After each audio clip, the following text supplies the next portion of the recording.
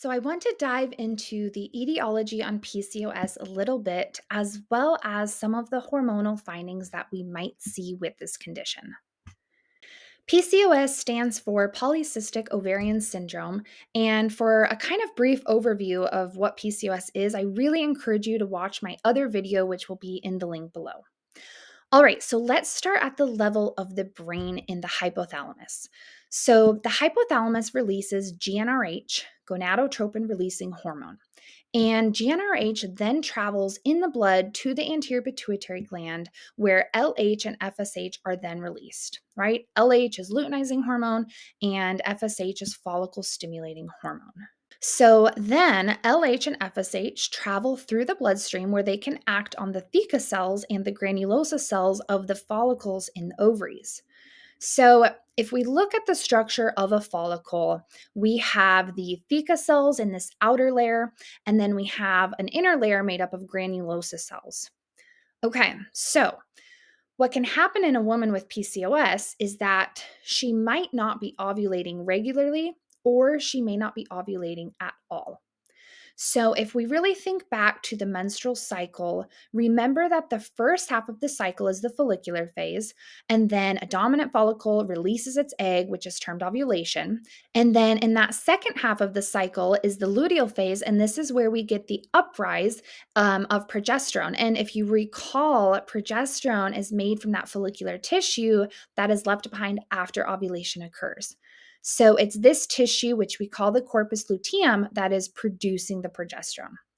So, why am I bringing this up? Well, progesterone has a negative feedback on gonadotropin releasing hormone. Remember that very first hormone released from the hypothalamus.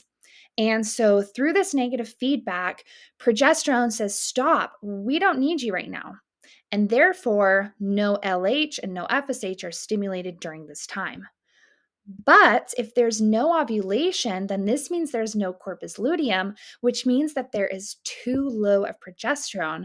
And so this entire signal is not happening. This negative feedback is not happening. And so we get a higher pulse of GnRH, and this causes a high LH, okay?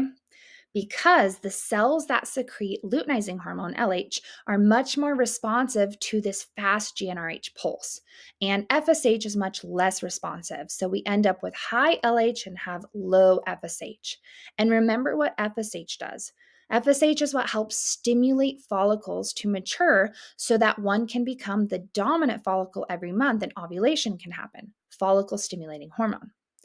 But in PCOS, again, FSH is low, and this low amount means that follicles are not maturing enough to ovulate consistently.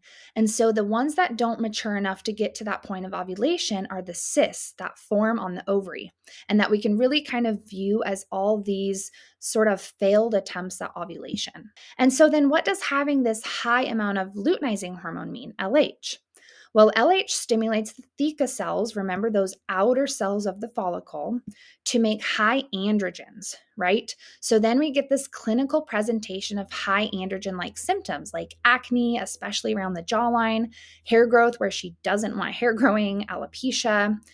And so, another thing I don't want to forget to mention that's of utmost importance when it comes to this higher level of LH is testing ovulation. So this is really important. So what do those little ovulation kits, right? Those sticks that you pee on, what do they actually test for? They test for LH, luteinizing hormone. So for women who have PCOS and they're using these ovulation sticks, they may be getting false positives, right? Because their LH level is either consistently high or it might have multiple high peaks. And so this is not a great way to be checking ovulation for patients with PCOS. Okay, so now I want to also mention a really important part of the etiology of PCOS. Okay, so let's talk about insulin because insulin and the picture of high androgens are very much related. So, insulin is released from the pancreas, and what it does, other than being able to really pull glucose from the bloodstream and get it into our cells, is insulin stimulates the theca cells of the follicle and ovaries to produce androgens. So, higher insulin levels, higher androgen levels. And these high androgens have a negative feedback on the hypothalamus in the pituitary gland, so it just becomes that much harder for ovulation to actually occur. And these higher androgens cause a low sensitivity to insulin. So the body makes more insulin to compensate, and eventually, what can happen is this can lead to insulin resistance. And then the more insulin the body's making causes even more theca cell stimulation and even more androgens.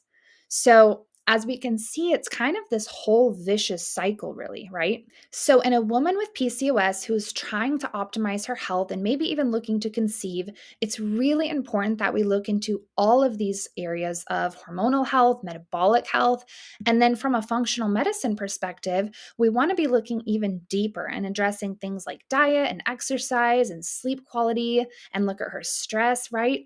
So we need to really take into account the bigger picture. Okay, thank you guys so much for watching, and don't forget to follow, like, and subscribe.